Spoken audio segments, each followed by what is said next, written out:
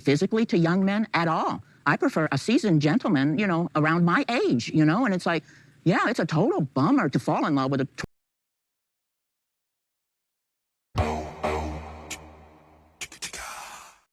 So a quick little short video. Now, this part of the tale really confused me here.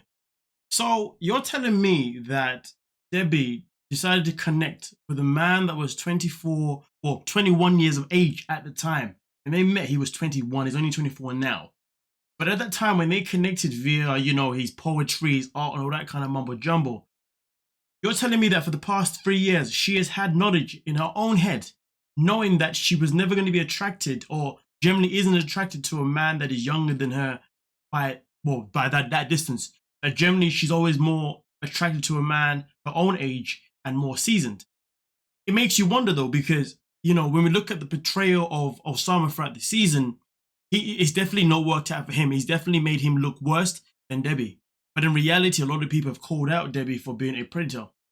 And this is something that really kind of changes the dynamic to a certain degree. What degree? That I'm struggling to fathom. Maybe you can hit me up in the comment section. But I will say this though. Why would she be willing to waste her time knowing that the possible chance of her being intimate with him is next to none, because she's already said that when it came down to her and Osama, there was never any physicality. So am I wrong in assuming that she was expecting? Because, you know, Gable said in the last episode of the tale that, you know, what if, well, this wasn't his words necessarily, but he basically spoke about how, like, you know, for her to get a visa to live in Morocco, she might be using him to do that, which obviously isn't the case, right? But the point being is, like, I do wonder if Debbie the whole time was legit using Osama to have a reason to leave the USA so she could live the rest of her years in this fantasy land. I mean, look at it this way. Osama spoke strongly about how they had a plan. And the plan was for Debbie to come there, they get married, and then they go back to the United States. Debbie denies that. She says that they had a conversation about it once upon a time where she joked about it, but was never generally serious about it. But what about this? What if, generally speaking, Osama did mention this to Debbie in the past? Debbie did agree to it, but when she agreed to it, she was lying. She was lying because in reality, she wanted to move to Rabat. And if anything, she probably wanted to move there, live there, and basically spend the rest of her years there. Because remember, she was expecting Osama to be this young gentleman that was going to basically look after her.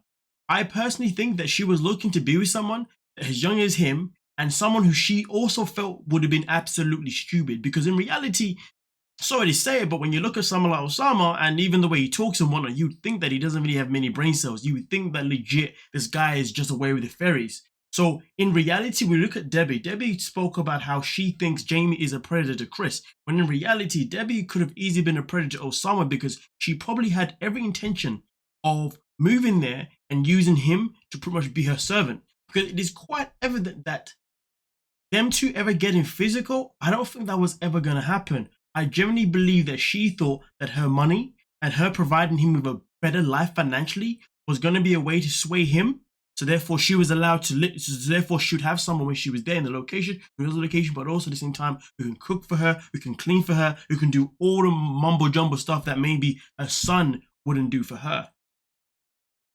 I mean, listen, all of these things may seem and feel wild.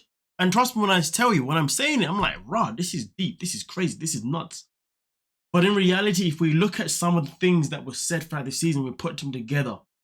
I generally believe that Debbie definitely told this guy that, hey, I'm going to come to Morocco. We'll live in Rabat for a certain amount of time, maybe for a few years or whatnot. And then once we've done that, we'll then move over to the States. I'll marry you, you can get your green card.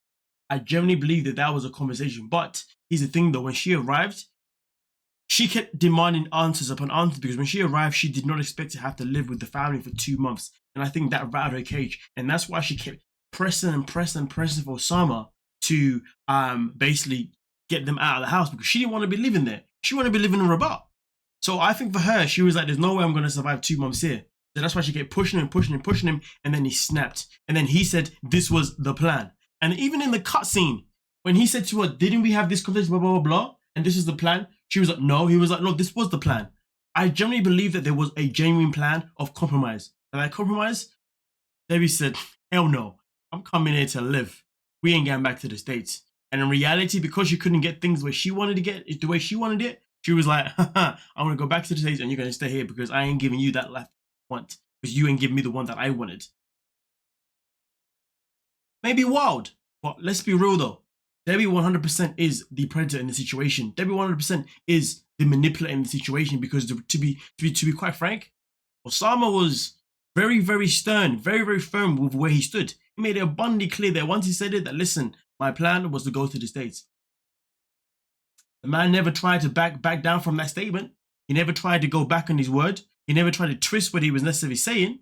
I mean, maybe he said, I forgot this and that. But in reality, he stood strong and firm to that. Someone who does that is generally someone that was given faith and hope by somebody else. That person can only be Debbie. But hey, who am I? I'm just a YouTuber. What do I know? Don't forget to like, subscribe, and of course,